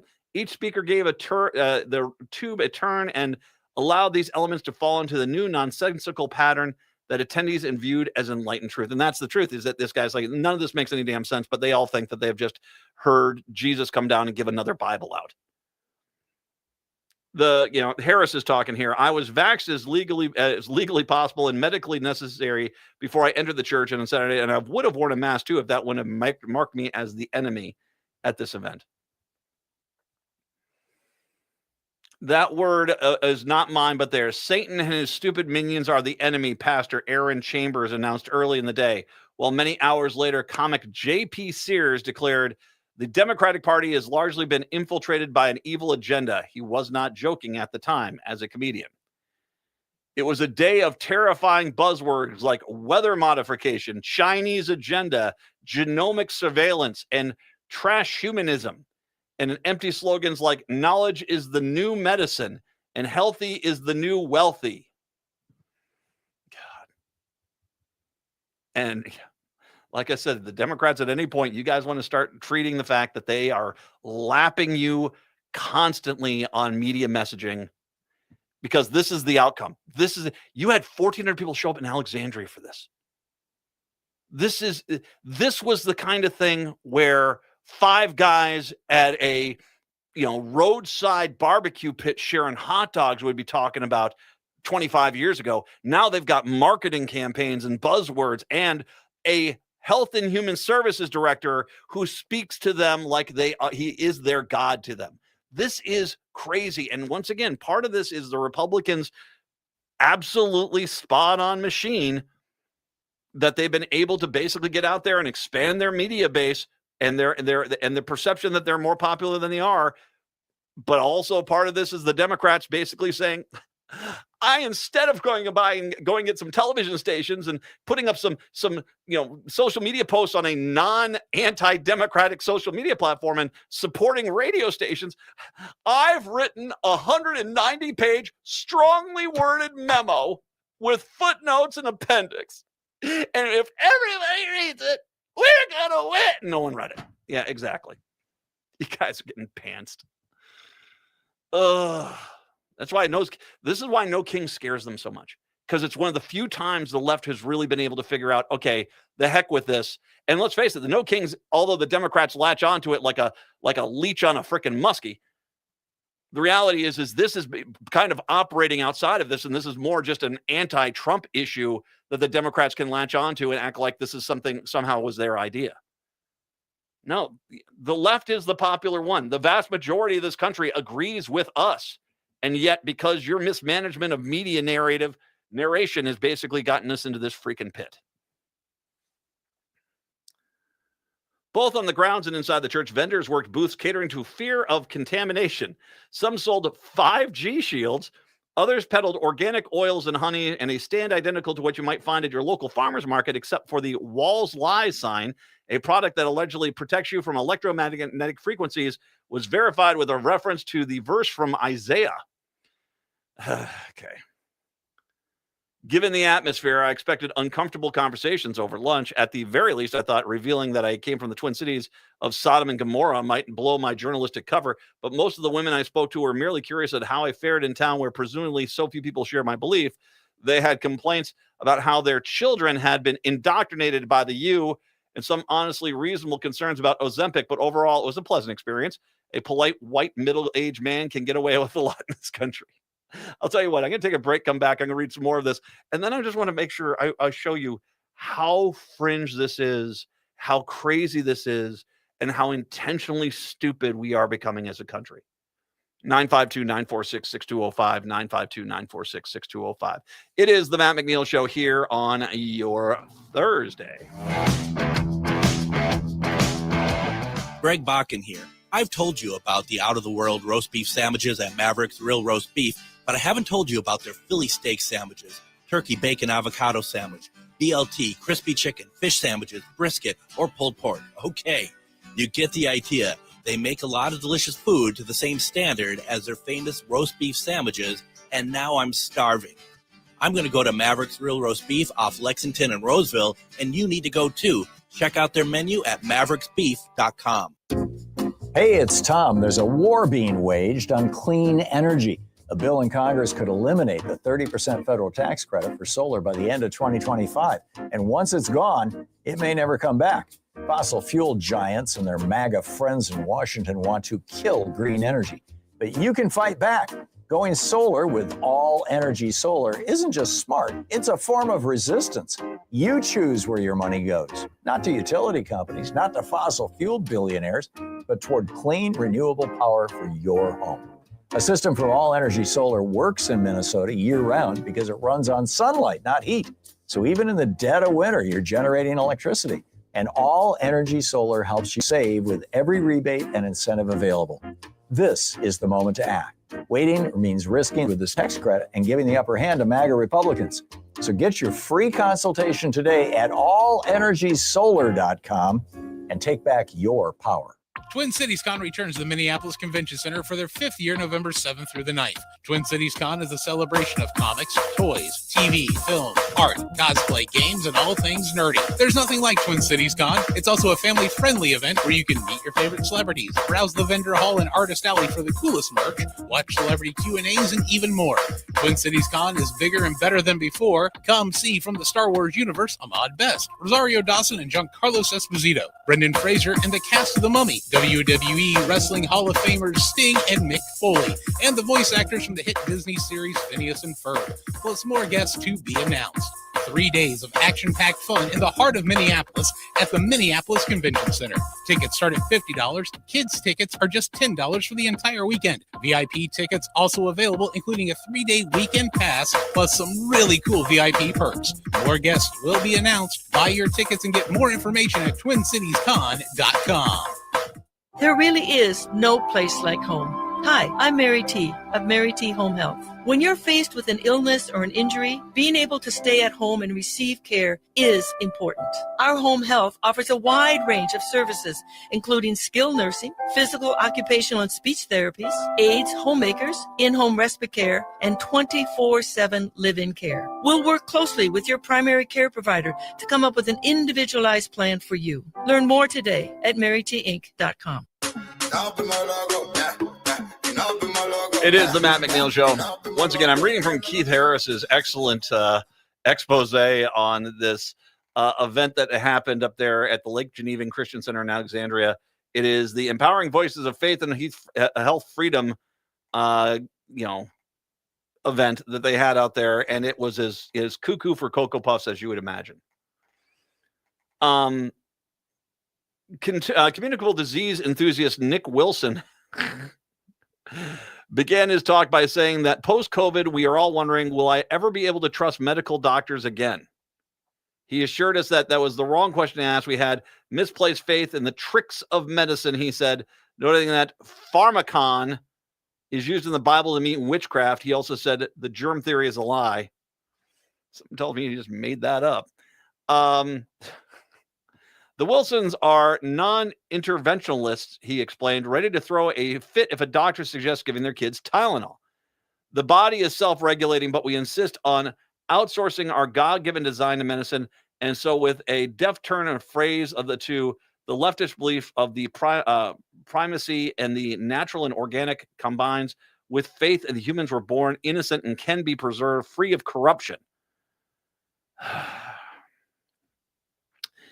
Jesus in the Bible actually tells us to take care of the sick. He does. He tells us to take care of the sick. And we know going to the doctor and the hospital and taking medications and getting vaccines do so. And we do. You're the one that's preaching against what Jesus said to do. I'm just going to say it. Just going to say it. I will never forget. I ran into someone like this one time. And this was at a sporting event. And their child, while making a play at a baseball game, he got seriously injured. And I do not mean that they were just shaken up. It was clear something really bad had happened. And this guy, and I couldn't quite figure this out because this was, I think, my first experience. Like, okay, yeah, if someone's hurt, you go to the hospital. That's it. That's what you do. And he was like, no, we're going to try. We were like an hour and a half, 2 hours away from the Twin Cities at this game. And he was like, oh, we'll just drive an hour and a half. He'll be fine. He'll sleep it off. I'm like, no, it's clear this is something far more serious than sleeping it off. You need to go to the doctor right now. You need to go to the emergency room right now. And it took like 8 of us, including the coaches, one of the umpires, all saying, go to the hospital, man. Follow. And as a matter of fact, someone had called an ambulance. It was that serious. Follow them. Go to the hospital. I'll get to it in a second because there is a lever that you have had to turn off for any of this to make any bit of sense in this world. Del Bigtree, the producer of the wisely discredited documentary Vaxxed, was the first speaker who started to crack his composure. Much of his talk was given over a dodgy video in the manner of the great misleader James O'Keefe, but his talk itself was overheated as any hellfire preacher's sermon. Bigtree called modern medicine the most powerful religion on earth and argued that vaccines are the forbidden fruit that Adam and Eve ate. No, I believe that was an apple. One side showed the caduceus symbol of the medicine alongside a serpent snaking up a tree in Eden. Makes you think, huh? I'm sorry, this was nuttier than the guy telling me that. I'll just say this: he had another story that someone was trying to tell him, which he could easily see. I'll say it like this: it'd be like saying, "Hey, take ivermectin and jam it up where, and it's going to make my COVID go away." Okay.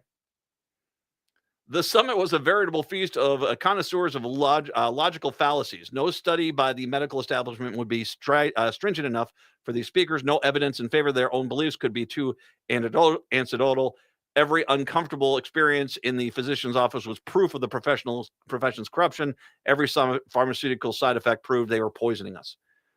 During his talk, Del Bigtree asked anyone who had measles as a child to stand up as proof that the disease wasn't fatal. And this is where Harris says, I wonder if there's any reason why the kids who died of measles couldn't make this meeting. Exactly. When he's asked who had vaccine-injured family members, more than half of the room rose. My mom had a bad reaction to one of the COVID vaccines, had a really bad one, and it was very serious. She had also spent most of her life trusting medicine, and she said this was a unique situation. This was not the case, and she 100% supports medical. And the reality is the medicine and the hospitals and the doctors were quick to identify the reaction to there and saved her life. So you can't have it both ways. And that's the thing I have a problem with these guys is that when it gets to the point where they're really sick, all of a sudden, the hospital's a great place. You know, I mean, well, for some of them, I mean, I still think one of the most heartbreaking elements of COVID was in the early parts in 2020 because Trump was telling us it was a myth. It wasn't real. People in the Dakotas being on their deathbed and they're like, for God's sakes, please get your family in here so you can say goodbye to them. And they were trying to pull off their mask as they were trying to cough through it and say, this is a myth. I'm not dying of anything. You can't help some of these people. What's happening here shouldn't be mistaken as a correction for possible excesses by doctors or physicians. This is a religious crusade, firm in its belief that the medical profession is not to be believed, whatever it says. When right-wingers took the same approach to the media, they were quite successful. Speaking as a journalist, doctors should be very concerned. And the reality is that's the case. This fringe element, because they get all the attention and present themselves as far more populist than they really are, can drive this. And reality is this is already starting to hurt us as a society with our vaccine rates dropping as much as they have. It is really scary. Now, here is where I'm sure the stooges at these events, and the stooges like the witch doctor, Scott Jensen. Which doctor is he? Is he an actual doctor, or is he the guy that thinks COVID is a myth and all these things? Whatever. Here is just a reality. In 1880, going back in time, the average age of life, the average person in this country died at the age of 39. It's true. In 1880, the average person died at 39. And I want to make sure we understand something. That's eating grass-fed beef. That is drinking raw milk, everything organic, everything natural, because that's how food was done back then. And still, people only live to 39 years old. When they sit there and they say it's so much healthier and better for you, these people ate organic and raw milk and grass-fed beef, and they did this, and they still only lasted till 39. The child mortality rate in 1880 in the United States for children 5 and under was 30 to 40%, which means this: if you had 10 kids, 3 or 4 of them were dead before the age of 5. That was in 1880. We started developing vaccines not that long after that. Today, the average lifespan of the standard American is 78.4 years old. Twice as much as it was in 1880. And I'm sure they have some stupid thing that would explain why that's happened. But that's just, you live twice as long as you did back in 1880 today due to modern medicine and vaccines. The child mortality rate today in this country of children 5 and under is 0.65, not 1%, not even 1%, 0.65%, down from 30 to 40%. These are what's called numbers, and this is what's called real. And if they say, well, we don't have any proof, go to any freaking cemetery from the 1880s and look at all the kids lined up in there. We know what happened. The fact that you can put those two things out there, that you live twice as long as you did pre-vaccines and pre-modern medicine, and that child mortality is down to a minimal, less than 1% when it was up at 30, 40% just for kids 5 and under. The fact that you can put these numbers out there and these people will instantly say, you're lying.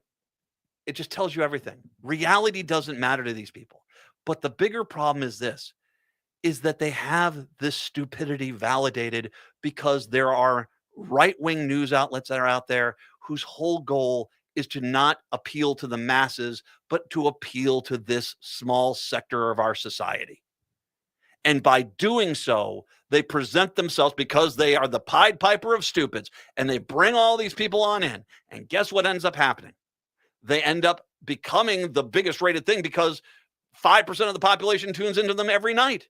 And then they present that as populism. You guys got to fight back on this stuff, because this stuff is going to kill us. This kind of stupidity is going to kill us. And these people who basically are trying to unleash every bad disease we'd actually reined in will be the ones locking the door at the hospital and say, vaccinate me and don't let them in here, when things go down into the bottomless pit.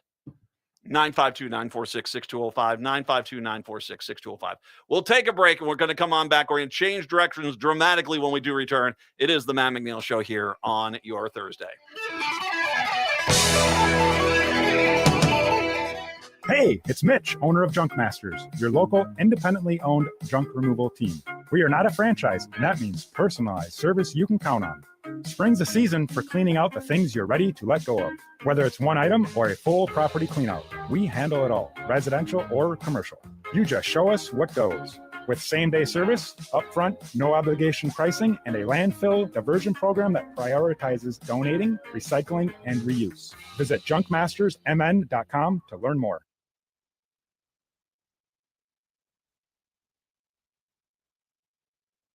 Hi, this is Frank Brown of Minuteman Press Uptown with a question for our listeners. How important are business values to you? When you need high-quality digital print, it matters who you work with. You see, Minuteman Uptown is unique. We're one of the only union print shops in Minnesota providing our team with living wages and benefits. We believe in second chances for justice-impacted individuals who want to contribute to the community, and we are active in local issues. We've been in the streets standing up for racial, social, and economic justice. At Minuteman Uptown, our mission is to connect all communities through technology-driven print solutions. An example of that mission is when I moved Minuteman Uptown to North Minneapolis. We're invested in this local community, and we help small businesses and local organizations throughout the Twin Cities reach their audiences. Reach out to Minuteman Uptown and partner with a printer that shares your values. Call us today at 612-870-0777 or visit us at mpuptown.com. That's mpuptown.com. Turn to Auto Technical with your vehicle donation. Even though Auto Technical is a small nonprofit, we have helped more families with transportation than any organization in Minnesota. Since '94, we have reconditioned donated vehicles so they have a higher tax benefit. Call Richard at 612-919-5526, 612-919-5526, or autotech.org. Crooners is a classic supper club with a wide range of entertainment. Make your reservations for a parade of international, national, and local artists in the main stage showroom, the intimate Dunsmore Jazz Room, or outdoors at the seasonal Belvedere Under the Stars space. Or enjoy Maggie's Piano Lounge. Enjoy 4-star food and drinks with first-class supper club service. What are you waiting for? Go to croonersmn.com for more information and schedule. That's croonersmn.com. Would you let animals pick your insurance? Do you really need to experience mayhem to get the best rates? Or how about a celebrity quarterback or fake university saving you money? There's a lot of marketing stunts when it comes to insurance, but what you really need is someone looking out for you. Call Array Insurance, and they will work hard to find you the best insurance coverage and rates. So avoid gimmicks and call Cheryl at Array, 763-504-3067, or arrayinsurance.com. Array Insurance, working hard for you. With your AM 950 weather, I'm Patrick Lilia. Showers possible tonight with a low of 62. Then on Friday, another chance of rain with a high of 72. For more than 40 years, the Great Wall Restaurant has been serving up Szechuan and Mandarin favorites. The Great Wall is located just north of 50th in France on the Minneapolis-Edina City line. Check them out at greatwallrestaurant.us.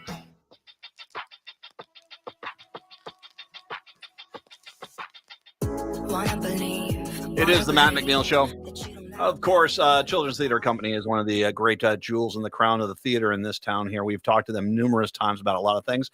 They are currently wrapping up their Treasure Island, which is going on right now over there. And that's going to be finishing up here on Sunday. But then they're getting ready for Dr. Seuss's How the Grinch Stole Christmas. And a man who actually features prominently in both of these presentations is kind enough to join us. Reed Sigmund is actually returning to the show. We've actually talked with Reed before. He is currently playing Long John Silver in Treasure Island, and he's got the lead role as the Grinch coming up in the next performance here. And he's kind enough to take some time to talk about how in the heck do you change up that kind of acting. Good to see you again. It's good to see you, Matt. How are you? I'm doing well. And first of all, congratulations. You're almost done with the run on Treasure Island here. Yeah, we only got 5 left. Yeah.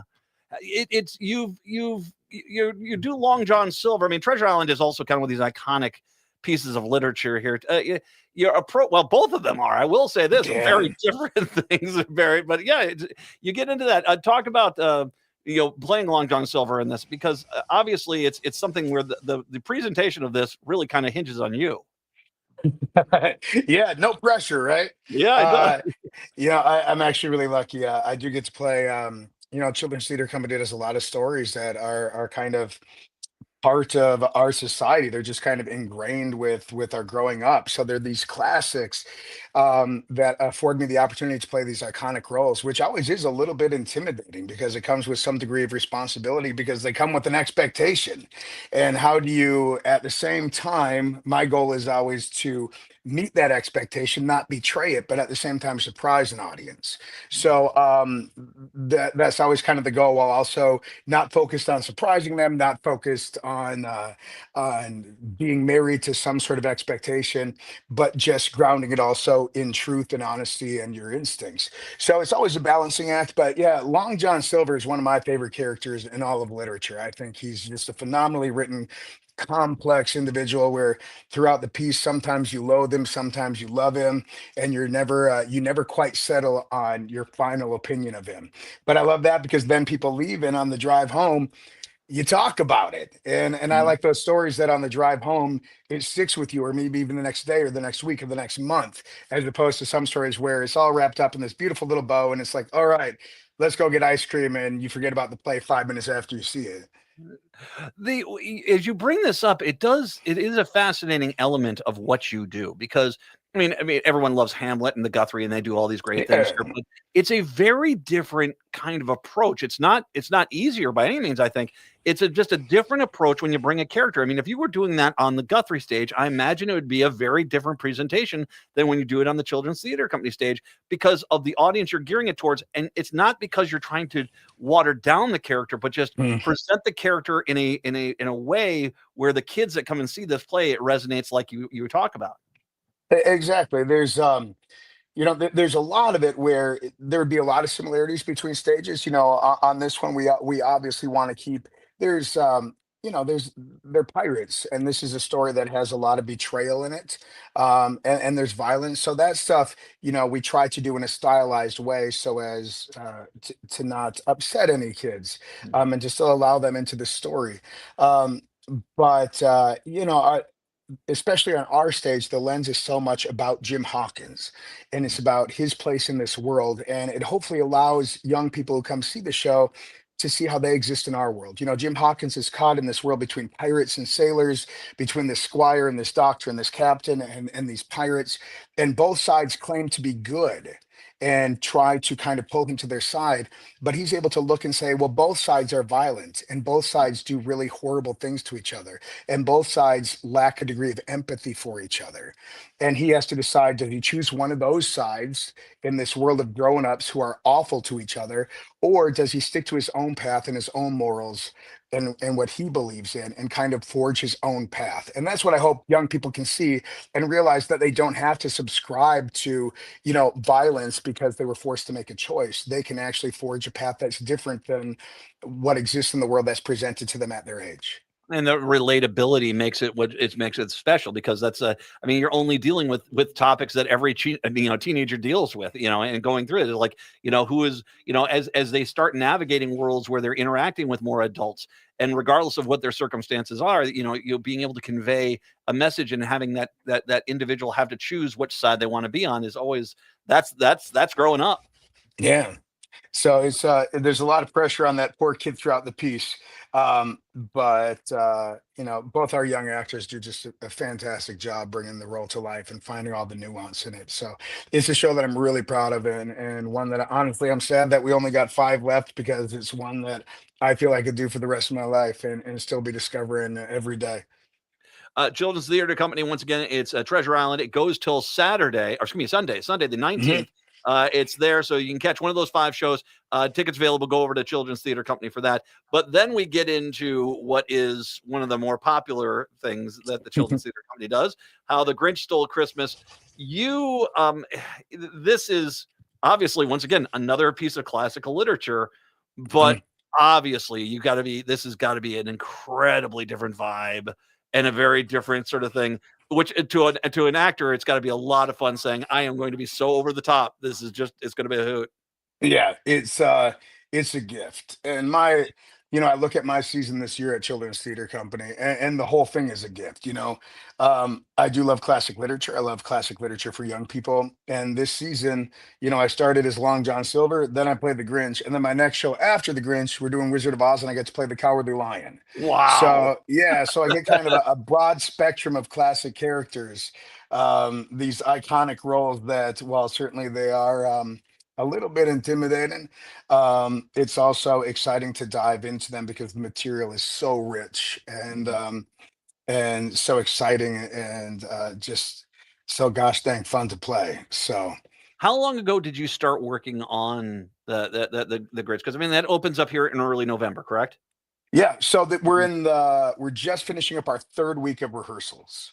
Okay. So today, so we started, I think it was like September 30th, something like that.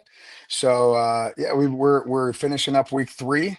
We got one more week and then we're on the stage. And you are doing this as you're also performing in Treasure Island. I mean, these are gotta be Yeah. some long days for you, man. They're busy. You know, there's a little bit of your voice is going back and forth because neither the Grinch nor Long John Silver talk like myself the way I talk in real life. So I get up in the morning and I'll do a show for school groups as Long John Silver. I'll grab a quick bite to eat, and then I'll go play the Grinch for a couple hours. And then I will go do another performance of Long John Silver, and then I will go home and collapse and not talk, so that I can rest my voice for the next day. Word. I just Yeah, it's I like, know you know what I'm talking about. Yeah. I go home and I'll listen to some music, man. I'm good, Mhm. man. I'm really there. Okay, so the Grinch is a fascinating character on the stage. It's Yeah. got to be it's difficult because obviously there are some road markers along the way here that you have to follow that kind of are the character. But being over the top, how much leeway do you have, or are you kind of at times you feeling like you have to present the Grinch as it has been presented on either the classic cartoon with Jim Carrey's version? Mm. Do you feel as if there's some burden there, or how much leeway do you have in regards to building this a little bit more around your own personal personality? I get a lot of leeway to build it kind of the way that I want to. Thankfully, the script is unique. It's not like the cartoon script. It's not like the Jim Carrey Grinch. It's not even like the animated one from I think it was like 2018, 2019, where Benedict Cumberbatch plays the voice of the Grinch. It's not even that one. It's kind of its own little beast, which is fantastic because it allows me to be my own little beast. There's certain influences that come and you don't want to pretend like those things don't exist or that they're not in an audience's brain when they come. So I think I'm able to acknowledge that in my interpretation. And if you were to look, you'd find little moments of inspiration or influence from previous versions of the role.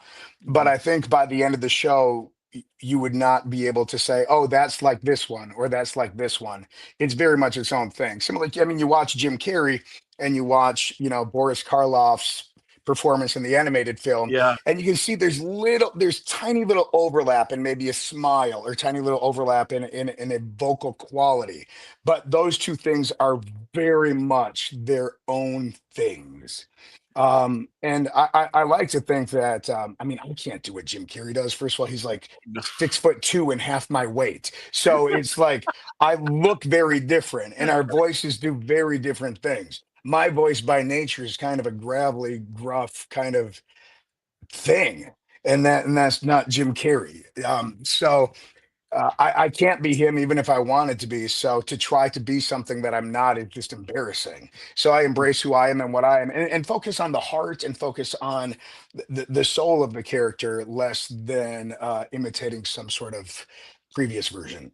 Well, and that's the true joy, I imagine, as an actor, is to become someone's favorite version of the Grinch through your presentation. Is that That'd be they know it cool. that well, they and I'm going to bet you're going to get a lot of that because I mean, let's face it, this is what makes theater great, is it's a live show. I mean, it just Yeah. you go see a theater show and it's not a cartoon and it's not something you can Mhm. CGI or something like this.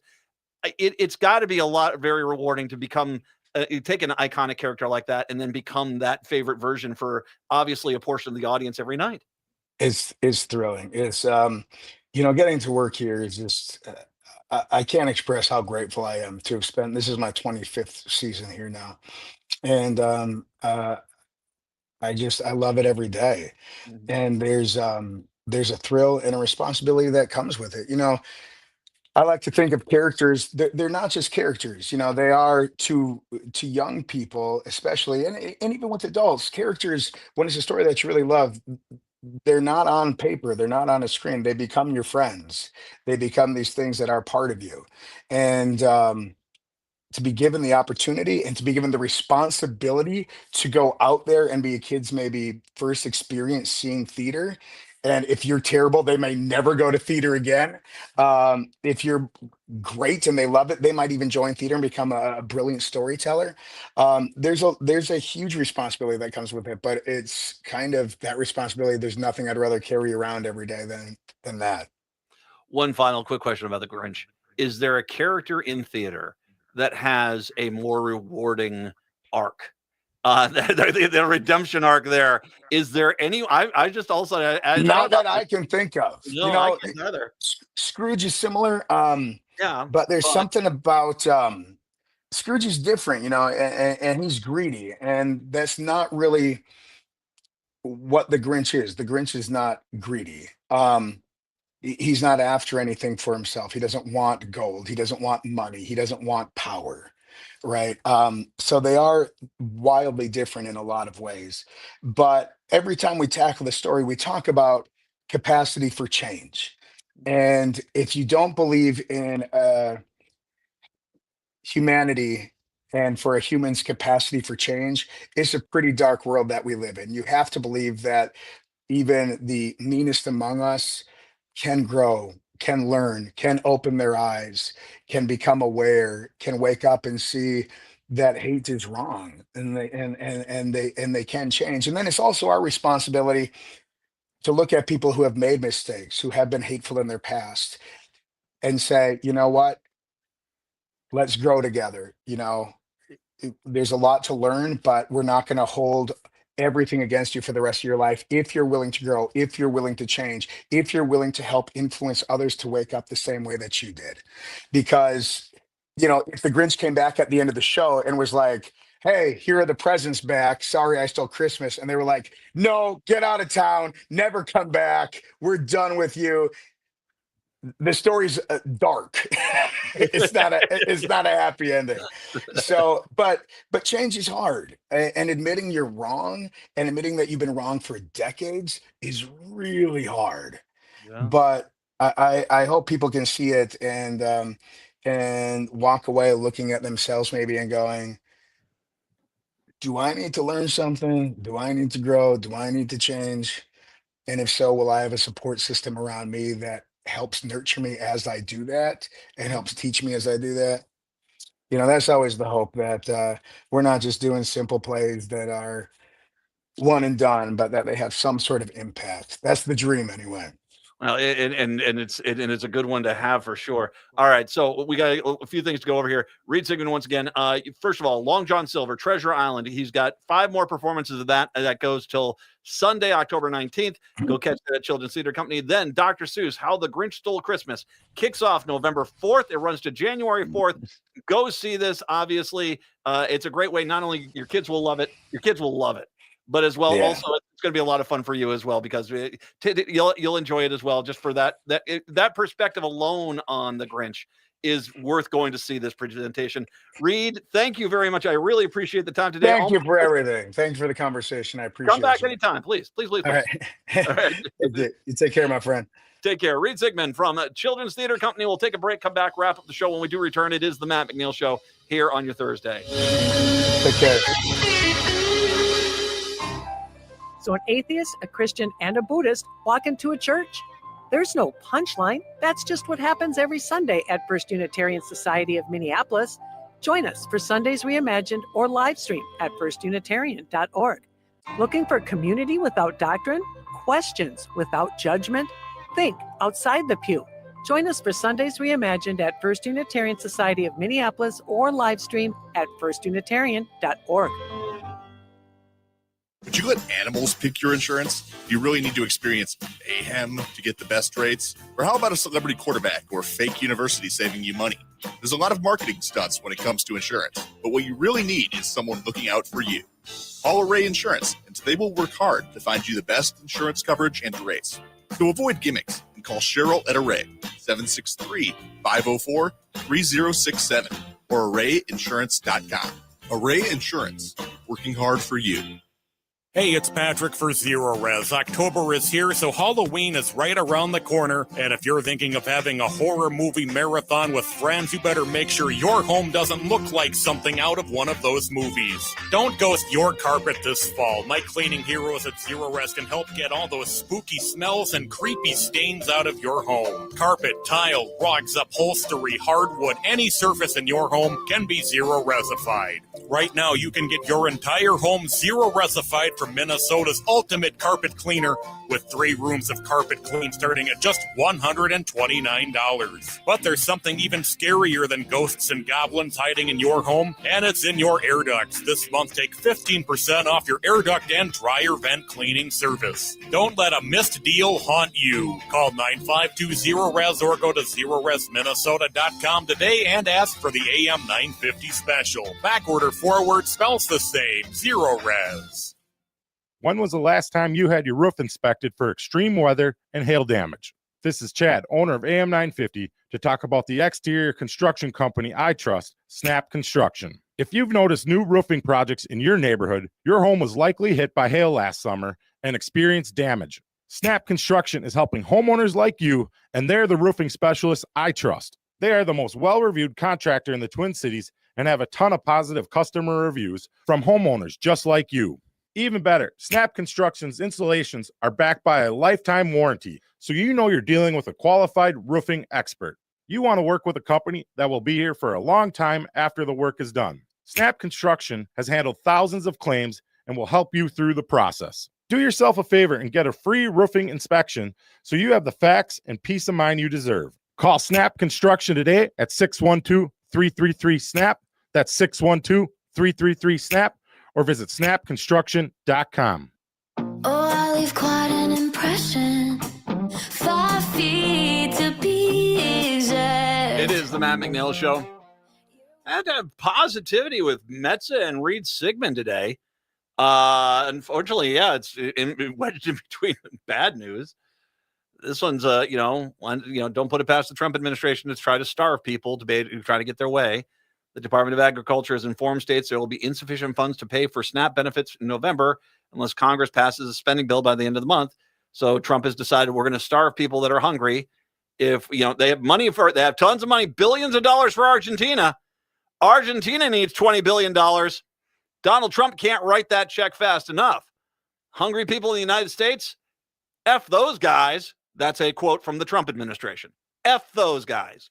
And a reminder, I should make sure I mention this.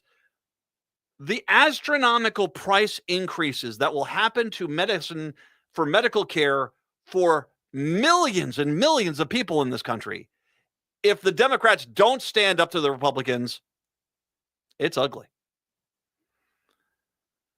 SNAP benefits also refer to food stamps help low-income families buy food. About 440,000 Minnesotans rely on SNAP benefits, most of them children, seniors, and people with disabilities. And you hear the 4 Republican congressmen laugh and laugh and laugh. I imagine they're out there screaming, starve those hungry people. They're not voting for me. Although they probably are mostly voting for you, let's be honest. Starvation, hunger, that's something that's reaping through rural America pretty bad. The Minnesota Department of Children, Youth, and Families instructed counties to stop approving new SNAP applications effective Wednesday. That means families won't be able to get approved for benefits until the shutdown ends. Pausing even a single day of applications for SNAP benefits could delay approval for hungry kids and families who don't have a day to spare, said Senate Majority Leader Aaron Murphy of St. Paul. Word. Food shelves are worried about their ability to feed hungry families if benefits expire. Second Harvest Heartland, the state's largest food bank, estimates SNAP can provide 9 times the amount of food it can as a food bank. Even small cuts to SNAP hurt them. As a matter of fact, I've heard from people. Okay, for everyone out there who doesn't know, one of my main causes is feeding hungry people. We, as a person, we have more than enough food on this planet to feed everybody. We do. And we just don't. We just don't. And there are hungry people everywhere, and we could feed them all. And they would all have full bellies, breakfast, lunch, and dinner. And we just don't want to do it because there's a cruelty to humanity which is hard to even grasp. feeding people is not only what I consider to be the right thing to do politically, but it's also, as a Christian, what I was told to do. And as a matter of fact, Jesus told us over and over again to feed the hungry. And yet here we are, as we can get $20 billion and another $20 billion to go to help Argentina. They are not going to feed hungry people in this country, the same people that claim to be the most religiously religious of all religiouses. Yeah, they're hacks. Native Roots Radio is up next. Have a good day. We're back on a Friday. Till then, see